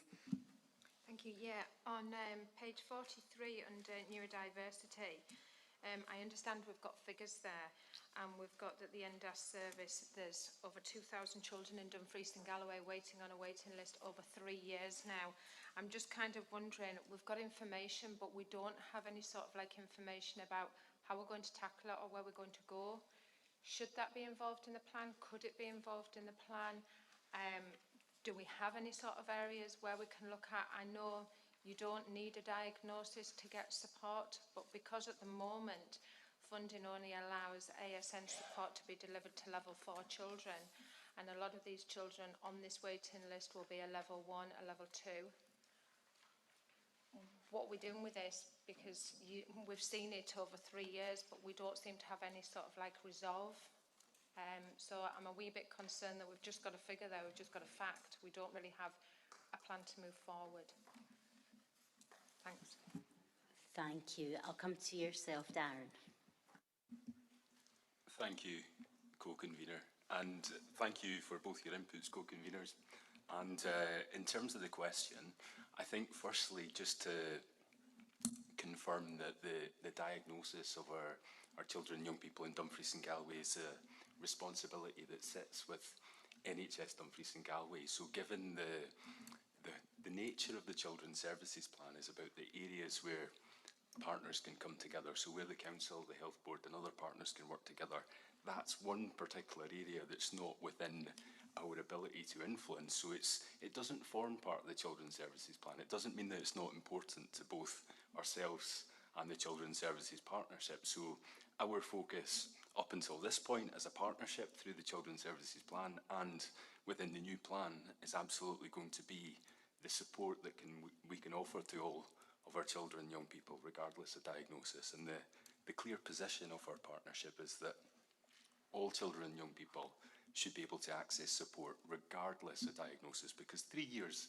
is a long time to wait. So if a child or young person presents communication needs, other challenges, it's really important that we can offer that support. So that's really our ambition. We have every child and young person in Dumfries and Galloway assigned a named person. So in the early years, that's a health visitor or a family nurse. For school-aged children, generally that's a member of the school management team. And so our children, young people, our parents and carers should have that point of contact as an opportunity to engage with the support of wider services, should they not feel able to engage with them themselves. Thank you. Do you want to come back, Councillor Hill? Yeah, thank you. With this being such an issue, and it's great to hear from you there, the services that Dumfries and Galloway Council are putting in place. But when I sat on the board for the NHS as well as an elected member, this seemed to be an issue that was very hush-hush. It wasn't talked about. It isn't put in the public domain, but there's a lot of families and a lot of children and young people that are really struggling with these issues. So as a council and a youth council, would it be an idea to potentially write to Scottish Government and join forces and say that Dumfries and Galloway are really struggling with the NHS diagnosis side of this, and how our council are being able to deal with it, and lobby for some extra funding and support through the council to be able to deal with some of these issues? Because I do feel that Unfortunately, due to restrictions, some children and some families are still being let down, and this is a massive issue. And if we join forces with the Youth Council and councillors, we might be a bit luckier in getting some resolve on this. Thank you. Thank you, Councillor Hill. So I think, I would maybe just turn to the governance on that issue, if this is responsibility that lies within the NHS, whether there's a piece of joint work that needs to be done as part of the NHS, but I'll come to officers just to respond to that. And clearly this is a national issue because it has been highlighted nationally. And I'll just say from the top table, I'm sure pretty much everyone in this room is aware of somebody who has maybe been wanting or looking to access services or might be on a waiting list. But I'll come to the officers just to respond to that, of how best we can use this forum to support additional support within the region. But Gillian or Darren, I'll invite you to come in, please. I'll start, and we know this is a national issue. We know that there's a work stream within COSLA, and that we know that there are responsibilities for our NHS partners here, but Darren was just reminding me there's been recent movement on some of this. Darren? Yep, so just for everyone's information, the national picture is there's around 40,000 children, young people who are awaiting diagnosis, so we've got a significant proportion of that. There has been a multi-party committee nationally looking at this issue. There has just in the last week or so been some additional funding agreed to be released to help support. It's not going to solve the problem, and indeed the issue isn't just about funding. You know, it is about workforce development. It's about having the right workforce who can support that backlog. So there is certainly more work to be done. Thank you. Thank you, Darren. I'm wondering if it's perhaps appropriate that an update could maybe be circulated. You mentioned there COSLA. For some of the people in the room that might not know what COSLA is, that's all 32 local authorities that come together to work on a national page. But is that something that maybe you can do a summary that can be taken to both Youth Council and elected members to provide that assurance of what we are doing? Thank you, co-convener. Happy to take that as an action. We'll make sure that's progressed. Hopefully that addresses the points, Councillor Hill, and then at that point we can maybe look at further ways that we can offer interventions, if that's acceptable. Yeah, thank you for that, and I am appreciative. It's just really letting the public know that, you know, we do accept that there's so many challenges and we are working as hard as we can. You know, we're going to take every route possible to help support these young people, these children and these families, because at the moment there seems to be an onus on, you know, people don't think that they're getting the support. So it's good to hear that, Darren. Thank you for that. And anything we can do to lobby for any extra support and funding will be marvellous, because I know over in England, people are being diagnosed with ADHD within months. They're not having to wait years. So it's kind of like, it is a national problem, but we need to be looking at it. And if we join forces, then hopefully the Scottish Government can give us some more funding towards that for councils and for the NHS. Thanks. Thank you, Councillor Hill. I've got Councillor Jameson next, please. Thank you. We discussed this a wee bit in the working group, and the support of ASN and neurodiversity, etc. It's a huge problem, not just in Dumfries and Galloway, Scotland, but across the UK, and it is an increasing need for more resources and funding and more training. I totally agree with Councillor Hill and the general comments. We recognise that in the education and skills and community wellbeing, the fact that there's not a diagnosis is a fact, and we need to try and move that along. But we also need, and we're identifying young people that have the symptoms and the outcomes of neurodiversity, and the schools have a real challenge to identify that at an early stage and an early intervention without diagnosis. And it speaks to the discussion we had in the working group that all teachers need to have that ability and training and knowledge to be able to identify in the first instance if a child or young person has got problems, that they're not just being disrespectful, non-attentive and all the rest of it. And it's really important that the teachers have the skills to identify it. And then we all have a gap to fill right across the services and how we actually action how to help that child and young person. And it says in here that children and young people are able to access learning opportunities which meet their aspirations.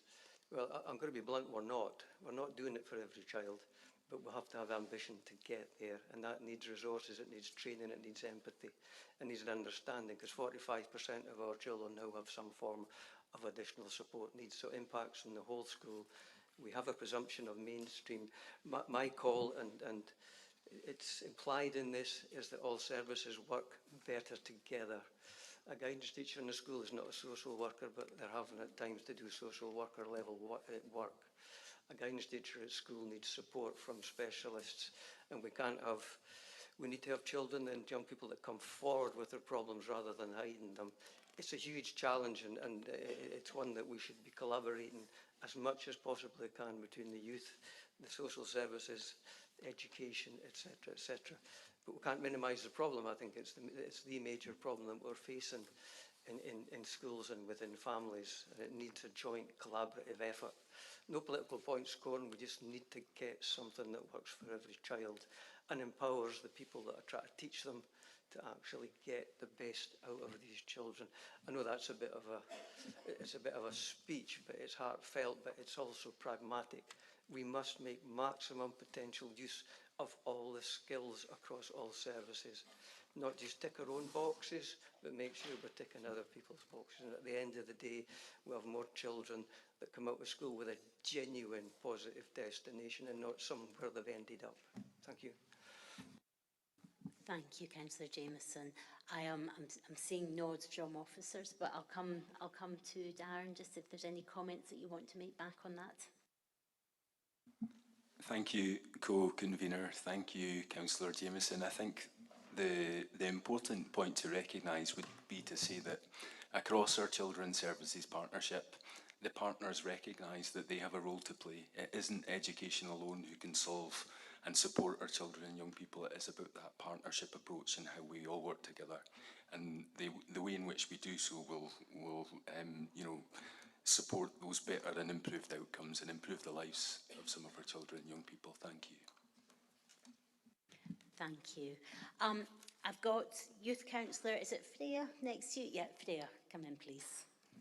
Thank you. I can't help but notice, but after speaking to some other councillors and youth councillors, it says under UNRC Article 24, it states that we have the right to be as healthy as possible, but we're going to struggle with that when there's a lack of NHS dentistries in our rural areas, because it seems to me that if you want genuine treatment, such as braces, you either have to go private or up to somewhere like Ayr. But that's quite a struggle for some families who don't travel, who don't have cars. So I suppose my question is, do we push hard enough as a joint council to get some action done? Thank you for that. It's a really important point. So I guess the question back to officers is how can we utilise this forum in terms of strengthening that provision?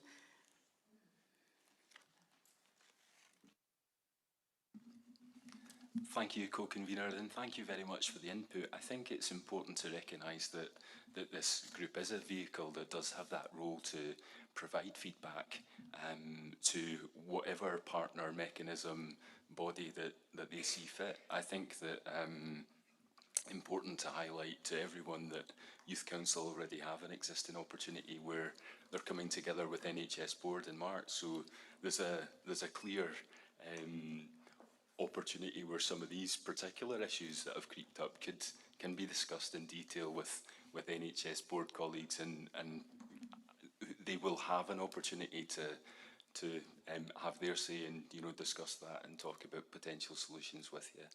So happy as well from myself and my own role through linking with the Children's Services Partnership to have that connection out with at any time. Thank you. Thank you.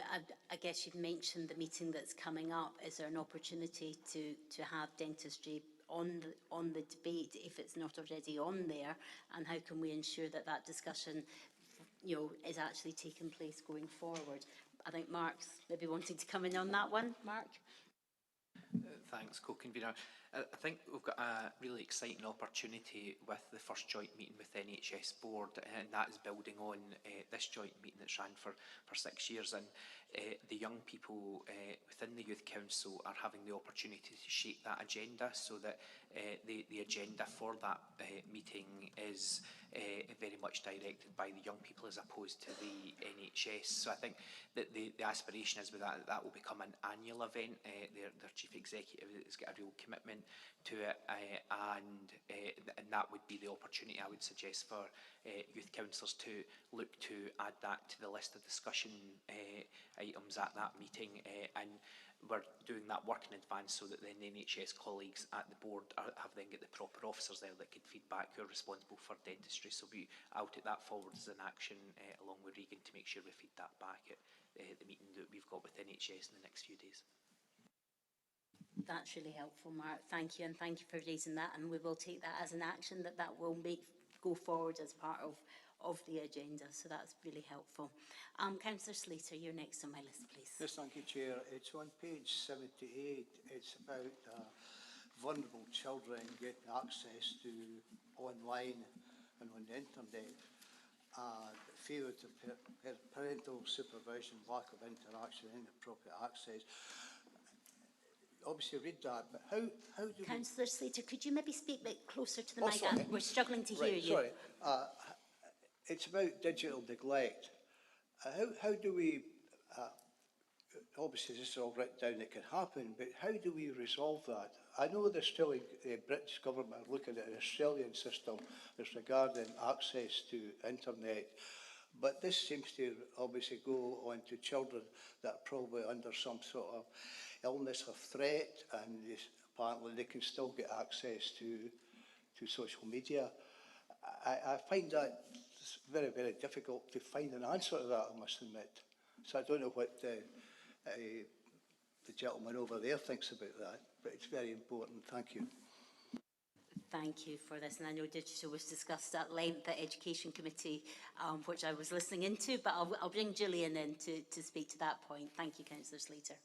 Thank you very much. It's a very topical point. We know that the 4 countries in the UK, as well as across Europe and in other countries, are all struggling with this. It was really helpful to have the discussion at Education, Skills and Community Wellbeing Committee earlier this week, and also that we have the motion passed by this Youth Council to consult on the use of mobile phones in schools and AI. We also agreed at committee that there's advice we should be giving to parents, because accessing the internet is a parental responsibility. There are things that parents can do that some of us don't recognise that we can do. There are protections and there are things that you can do with your child's mobile phone that can limit that potential for harm. And while we can't control some of that, that would be a parental responsibility. We can certainly guide and advise, and that we will do that through our parent council. Ultimately, this is a joint effort, and I think we have committed to come back soon to Education, Skills and Community Wellbeing, looking at guardrails that we can put in place within schools, but also within the wider community. And I think the head teacher at Stranraer Academy, who spoke earlier this week, talked a lot around the safety that we can ensure within the school day, but this is a much wider conversation. And I think he talked around the bedroom, not the classroom, and that we're always looking to safeguard our young people, but it tends to be that we think about out of the home, but a lot of these harms can take place in the home, given the access to social media that we're all aware of. So it's a very live debate. We're grateful for members, both Youth Council and members, insight and guidance on this, and we'll bring a further paper back on the guardrails to our next Community Wellbeing Committee, and wish the Youth Council well in their consultation process. Thank you for that one. Hopefully that offers some reassurance. Thank you. Thank you very much. I'm not seeing any other hands up. So, I've got 2 more that shot up. I'll come to Naomi and then I'll come to the Vice Co-Convener. First of all, so Naomi. Thank you, Co-Convener. I want to do your attention to page 7 out of 45 of the child service plan. You've identified that smoking and vaping is one of the top 5 issues. Great. What are you guys planning to do about that in regards of like in the plan? Are you planning to maybe see if we can get services to help our young people? Or is there any way we could get support in schools to help our young people with that issue? Thank you. Thank you for that. And yeah, no, go ahead, please, Darren. Sorry, thank you, co-convener. So, the Director of Public Health is a key partner to our Children's Services Partnership, and of course, this sits really within the realms of public health, and we as a partnership are really committed to supporting our children and young people around the issue of smoking and vaping. Much of our focus is around education, it's around the harms, and the partnership are committed through the strategic priority around health to further support that into the next planning cycle. So there are further opportunities for us to have conversations to discuss how we're going to deliver on the plan, and I'd be really keen that that's a topic that we get to explore further, so happy to take that forward in the coming months. Thank you. Thank you for that, and I'm seeing nods, so that's really helpful to understand. Maddock, I'll turn to yourself. Have we got somebody else looking to come in? Oh, sorry, No, Maddock, I'll come to you, please. Thank you. If I could direct attention to page 20 of 45 on the Children's Services Plan, or page 56, as says at the bottom, paragraph 6, it says we will deliver a promotional campaign for children and young people and staff highlighting a zero tolerance to bullying. I was just hoping for some clarification on what exactly zero tolerance means in this context. Thank you. I'll come to Darren for that one, please. Thanks. Thank you, co-convener and vice co-convener. I think in terms of zero tolerance, what we're really talking about is that we will do everything that we possibly can to eradicate bullying. So in terms of the promotion, it's recognising that what we do at every stage of a child and young person's life is really important. So, for example, when we think about early learning and childcare, when we're taking opportunities to build empathy around our other children and young people, when we're thinking about in terms of our school-age population, again, it's about making sure we capitalise on all the opportunities we're engaging, particularly around the social curriculum. Aside from that promotion, we'll also, as we've already touched on earlier today in your discussions, we'll have those robust processes in place that can react and respond, as well as the support that we need to have available for our children and young people, but also our staff. Thank you. Hopefully that offers some reassurance, but did you want to come back in? I just wanted to say thank you. Perfect. No, thank you so much. And I think your comments there are really, really important, and that building empathy from a very young age, I think, is really important. So thank you very much for coming back on that. So if there's no other comment, oh, we've got one more, Councillor Hislop. Just a quick one. Smoking and vaping seems to be quite high up here. There's no mention of alcohol. Now, we've had reports coming through the licensing board recently of issues of young people suffering at the hands of alcohol abuse. Is it something that young people don't or haven't highlighted? Are they not worried about alcohol issues as much as they are about smoking and vaping? Thank you. I think, Darren, I'll come to you, please. Thank you, co-convener, and thank you for the question. I think that alcohol is a really important issue for us, for our children, young people, and for our area. In terms of the Children's Services Plan, we've sought to keep the plan unique So out with the Children's Services Plan in partnership, we've got other partnership arrangements within community planning, and one of those is our alcohol and drugs partnership. Now they have a standalone child and young person group who are focused around this particular issue, and so as not to duplicate with that work, we've sought to not include it within the Children's Services Plan. But I think it's important to recognise that that work is going on, and we are looking carefully at various models of delivery at the moment in terms of the Icelandic prevention model, in terms of Planet Youth. We're thinking about how that could apply in Dumfries and Galloway. So to give reassurance, there is absolutely work going on in that area. It is really important to us. It's just not through the Children's Services Plan itself. Thank you. Thank you for that. And I guess I've got a couple of more hands all shooting up at me now. Can I just ask, in terms of referencing other work that's happening alongside that this plan's not to duplicate, will there be signposting? Can we include that as part? Because I think it is a really important point that we're not deaf to that, we're aware of it, but it's not included because it's being taken forward in another area. So would it be appropriate to include maybe all the other aspects that we're not including in the plan, but it's happening elsewhere, to offer that reassurance to everybody that this is not just the only areas that we're concerned about? Thank you, co-convener. So we will bring forward the next joint annual report for member consideration in June. At that point, I'm happy to bring forward an additional document as an appendix which outlines the connectivity with our other plans and partnerships around children and young people. Thank you. Thank you for that. So I've got Councillor Slater and then Councillor Beretti have both popped their hands up, but Councillor Slater? Thank you, Convener. It's just to ask the questions regarding an update on mobile phone usage in schools. With some schools now, they have to put their phones in a locker. I just wonder what the present position is with schools in the area. Thank you. Gillian. Thank you very much.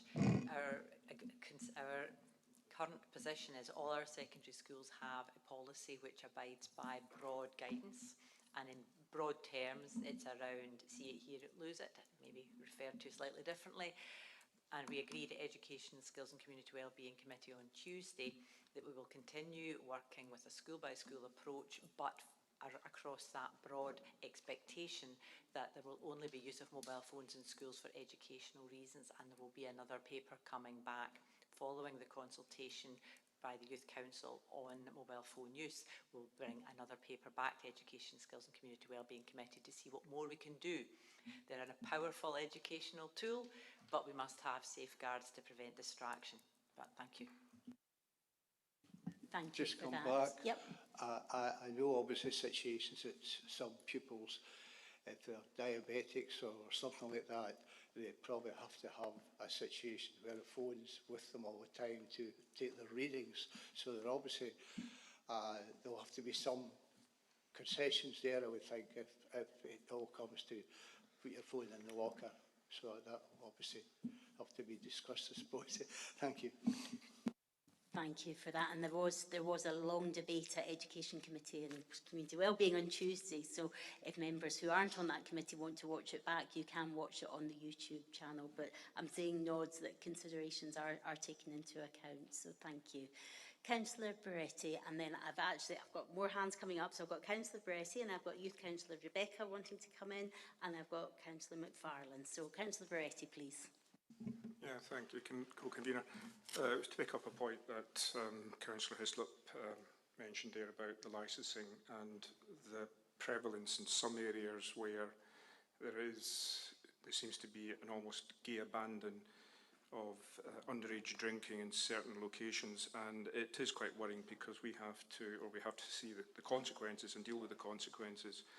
And whatever is being done, is that information going to get back to the licensing board or the officers who manage the licensing board, so that at least we have not just documents that come from police and NHS on over-provision or whatever else there is, but it would also indicate whether or not there's another type of need of education if the students who are participating in these underage drinking, if they're not at school, then they may not actually get access to some of the teachings that you're trying to give both the schools and the parents. I'll come to Gillian. Thanks. Thank you, and we can certainly make those connections, important connections on the ground, that clearly the Alcohol and Drugs Partnership have got responsibilities then to feed into the licensing board, and we can take that through Steve and Jack in terms of the community planning partnership structures to make sure that that link is made. Thank you. I'm seeing nods for that one, so thank you again for raising that. Rebecca, I'll come to you, please. You were saying that it takes a wee while to get tested, but how long do you have to wait to get a diagnosis? Is this for the neurodiverse diagnoses? So, Darren, do we have an indication of waiting list times? Thank you, co-convener. Thank you for the question. So just again to remind everyone what I was saying earlier on, the diagnosis within Dumfries and Galloway is carried out by NHS Dumfries and Galloway, and they tell us that at the minute the waiting list is such that it's taken 3 years, over 3 years from the point at which a referral is made, either by the child or young person, the parent carer, or another professional to get through that diagnosis process. I think, again, I would just say that from that point, though, when any issue is raised, when any concern is raised, when a diagnosis is asked for, we are looking at making sure that there is an offer of support at that stage. Thank you. Thank you for that. Does that answer your question? Yeah, okay, thank you. Councillor McFarland, you're next on my list. Yeah, thank you, co-convener. It's a fairly minor, but I think quite significant point. We've got 4 priorities going forward into next year, and the first one is ensuring families receive the support they need, whilst the second one is children and young people are kept safe. I think that says a little bit about how we've approached this, and I think our primary priority should be to keep children and young people safe. They're the most vulnerable within our communities, and I think that whilst it's only perhaps a formatting or a laying out, I think our primary responsibility is that, and then we can offer the support once we make sure they're safe. Thank you.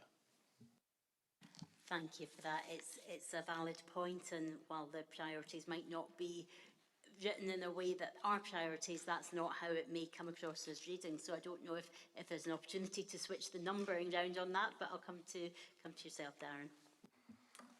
I think, co-convener, through yourself, it would be fair to comment that keeping children and young people safe is at the heart of everything we do in Dumfries and Galloway.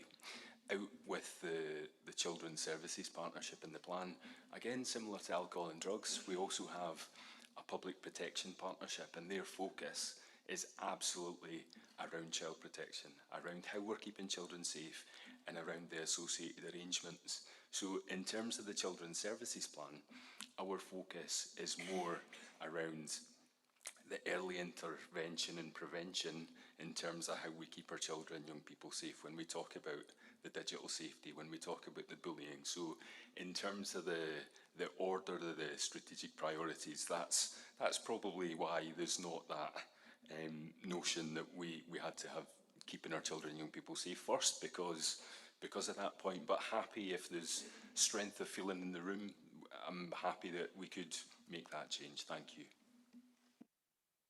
Thank you. I mean, it's a comment that's been made on that one, and if we do want to change the priority numbering, I think it's something that's within our gift.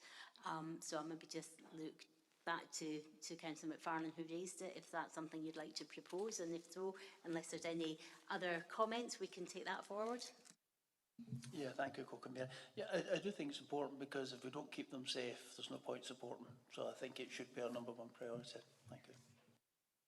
Thank you, and I'm seeing a number of nods around the table, so if that can be just reformatted, and I'm seeing thumbs up, so thank you for that. Councillor Hill, your hand was up again. Yeah, thank you, convener. I'm just wondering, do we have an advocacy service for children and young people within Dumfries and Galloway. Now, I know for the care experienced children, they have advocates, and I know we have Barnardos, and I know for early years we have educational visitors. I think there's 9 left across our authority now who advocate for the parents, for children with additional support needs, and go into the settings to help them get things put in place and tell them where to go. But do the young people of Dumfries and Galloway, apart from the youth workers who do an amazing job and seem to do the job of everything that a child would need in support, but do we actually have an advocacy set up so that any children who are not care experienced or potentially don't engage in youth work know that there's somewhere they can look online, or there's somewhere they can phone or they can go to if they feel that they're needing a bit of extra help at school and perhaps parents are too busy with work, or perhaps parents have had a bad experience and don't want to go in, but that child really needs to speak up and is coming up against a barrier with the staff or with a service with the NHS, with CAMS, or do we have that in Dumfries and Galloway? And if we do, I'm not aware of it. I don't know if young people are. Could we be signposted to it? And if we don't, is that something that we can look at as a priority for those young people and children that don't have that sort of like network to hold them up and don't access youth work, please? Thank you for that. I think the answer to that one is a simple yes. I've certainly signposted people to that myself, but I'll come to officers just to confirm that that still is in place. Darren? Thank you, co-convener, and thank you for the question. So, in certain circumstances, there's a requirement for children and young people to have the opportunity for independent advocacy, as you say, and so the council commissions a local service through Barnardos to provide advocacy where it's required in those circumstances. Out with, there is opportunities to engage with a number of third sector providers to access independent advocacy. However, I would recognise that the capacity is limited.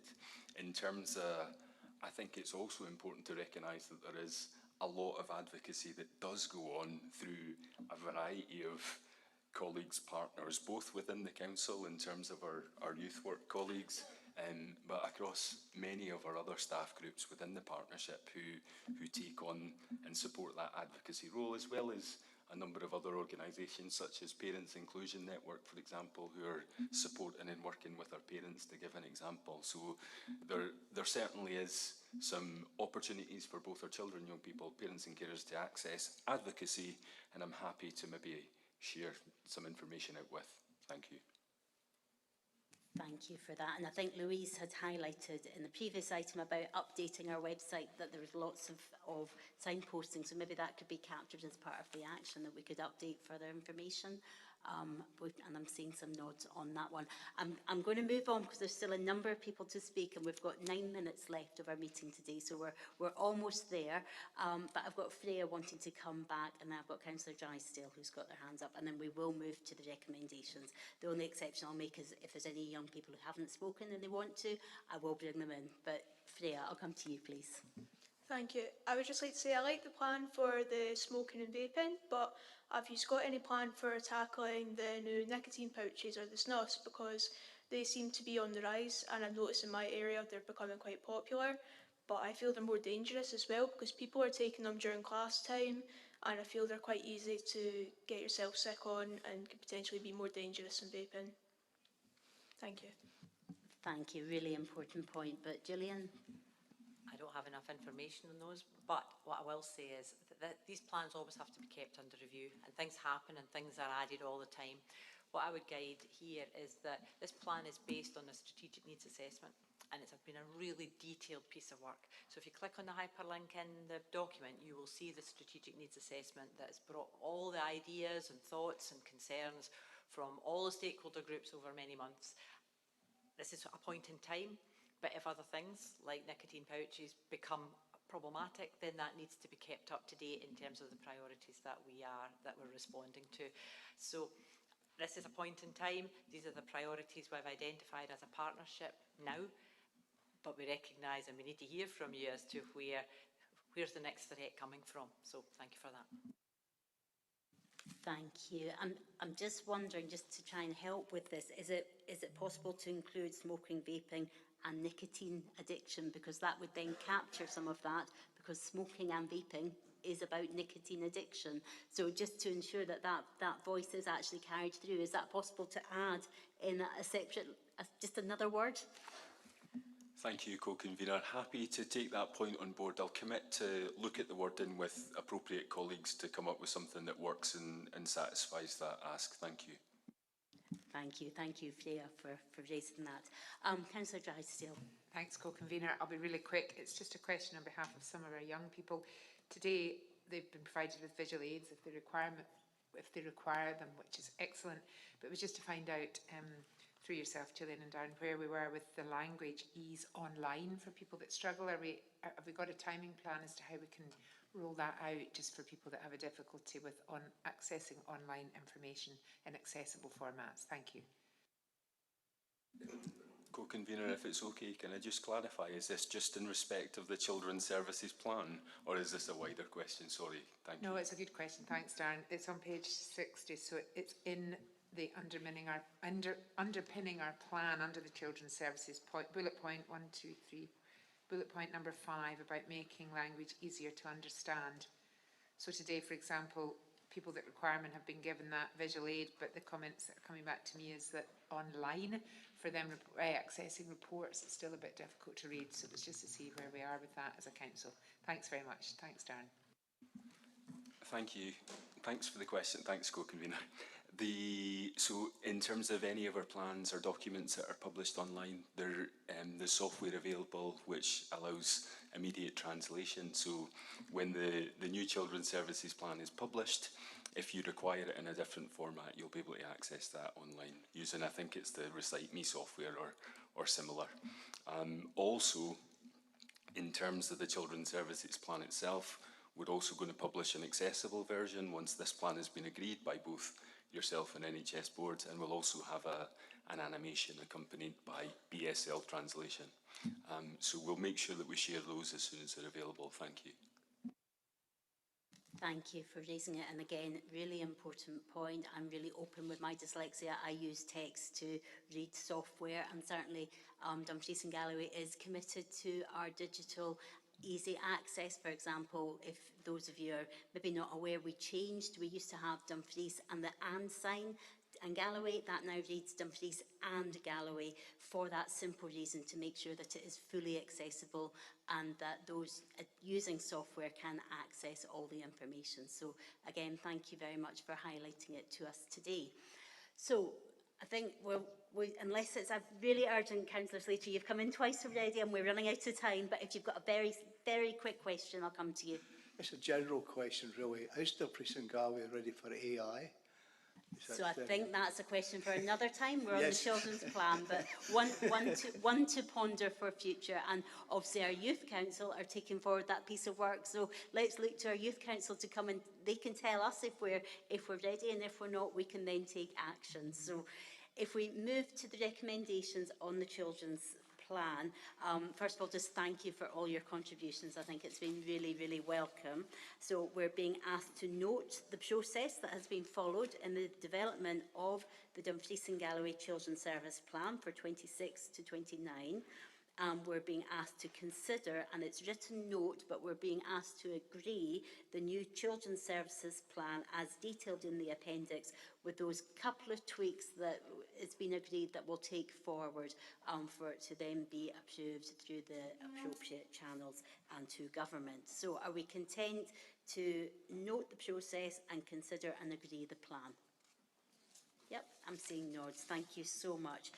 So item 10 is any other business deemed urgent by the chair due to need for a decision. You'll be pleased to know that there is no further urgent business today. I just want to thank you for all your attendance today. I am going to invite the Vice Chair of the Youth Council to say some closing remarks, and then our Vice Convener and Leader of the Council, Councillor Stephen Thompson, is also going to make a few comments to close the meeting. But thank you very much, and I'll pass over to Maddock. Thank you. Thank you, Co-Chair. On behalf of the Youth Council, I would like to thank you all for your time, questions and contributions in today's meeting. Similar to almost every Youth Council member in this room, this is my very first joint meeting, and so this has been a baptism by fire to some extent. I'm glad that today has felt productive and purposeful, and I hope every participant has taken something away from this experience. We are all looking forward to seeing how the actions decided today will be progressed in the year ahead, and hope that these tangible improvements to young people's experiences of their communities as a result. As mentioned at the start of the meeting, our term has only just begun. In the weeks and months ahead, we want to work alongside you elected members to deliver on local actions we set out to achieve on behalf of young people in this area. I want to thank you all and want to hand you back to the Deputy Governor to say a few words.